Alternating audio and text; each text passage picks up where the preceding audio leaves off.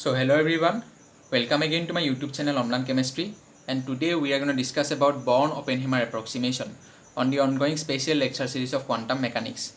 Now what happens in quantum mechanics, getting an exact solution of Schrodinger equation for many body system or for multi-electron system is not possible. It's because of the mathematical complexity.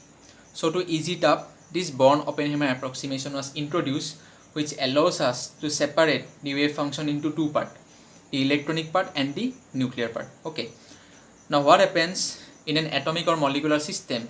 If an electron moves about 1000 picometer, the nucleus moves only about 2 picometer. That means in comparison to the electronic motion, the nuclear motion is very negligible.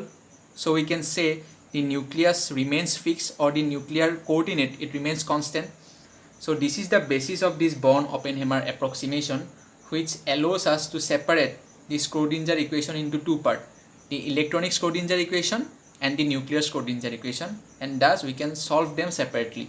Okay, now to get the energy eigenvalue of a wave function, we have to solve this Schrodinger equation. So this is the general representation, h cap psi equal to E psi. This is an eigenvalue equation where h cap is the Hamiltonian operator, or you can say the energy operator operates upon psi, and we get the energy eigenvalues. Now we can elaborate this Hamiltonian operator into a summation of different operators. Okay, so here you can see Tn represents the nuclear kinetic energy operator. Okay, so it is the, so here I am taking a schematic representation of a two body system. An and Bn are two nucleus. Okay, so these are the two respective electrons. So nuclear kinetic energy operator will give us the nuclear kinetic energy portion. Okay, similarly T is the electronic kinetic energy operator. Okay, it will give us the kinetic energy of the electrons. Vnn, it is the nuclear repulsion term. So it is the repulsion parameter of An nucleus and Bn nucleus. It gives us the parameter of nuclear repulsion. Okay, Ven is the electron nuclear repulsion. So it may be between the electron of An and the En attraction term. Okay, electron of An and then attraction of the Bn nucleus, or electron of Bn and attraction of An nucleus. Okay, Vee is the electron repulsion term. So this will indicate the repulsion between these two electrons of An and Bn nucleus respectively. Okay, capital R is the nuclear coordinate, small r is the electronic coordinate. So this is the actual representation of an Hamiltonian operator in a many body system. Here I am taking the two body system as a schematic representation. Now under Born-Oppenheimer approximation, since we have considered the nucleus remains fixed, that means now we cannot consider the kinetic energy term of this nucleus, and since these two nucleus are fixed, that means the potential energy, that means the repulsion term between these two nucleus, it has to be omitted. So that's why after omitting this nuclear kinetic energy operator, okay, and the nuclear or nucleus potential energy operator, we get the electronic Hamiltonian portion.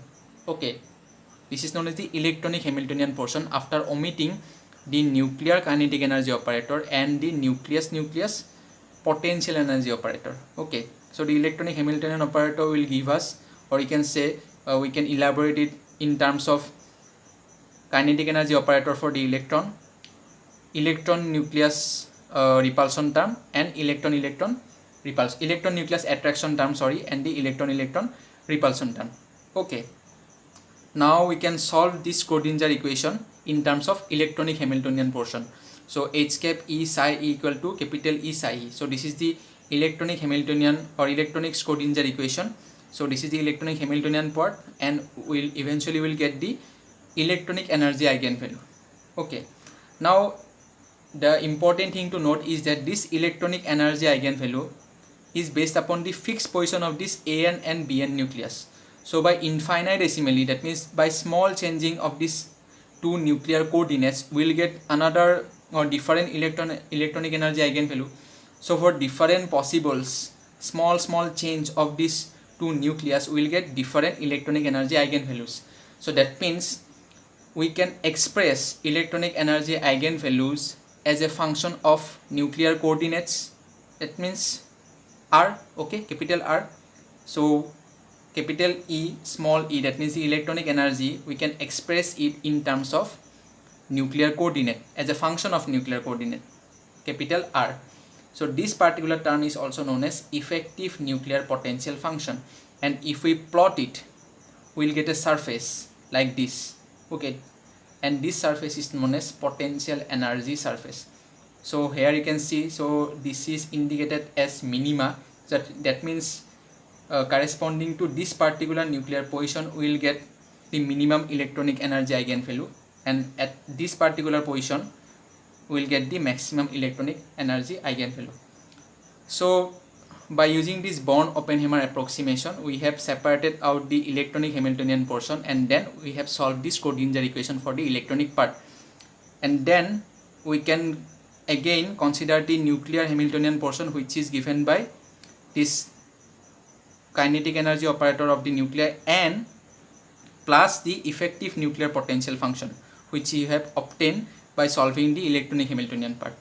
So in this way we have separated the both electronic Hamiltonian portion and the nuclear Hamiltonian portion, and then we can combine them. So this will actually significantly reduce the computation time, okay, and will give us the effective result, okay. So that's why this Born-Oppenheimer approximation is very, very important. So this is the brief discussion of this approximation. You have understood it. So the important thing is to remember is that this approximation, using this approximation we can separate the electronic part and the nuclear part. That means we can solve the electronic Schrodinger equation and the nuclear Schrodinger equation. And for electronic Schrodinger equation we have to consider the fixed position of the nuclei, and by changing the position of the nuclei infinitesimally, it means very small change, we can get this electronic energy eigenvalues as a function of the nuclear coordinate, which is known as effective nuclear potential function, and by plotting that function we will get a surface which is known as the potential energy surface, okay. So this is all for today.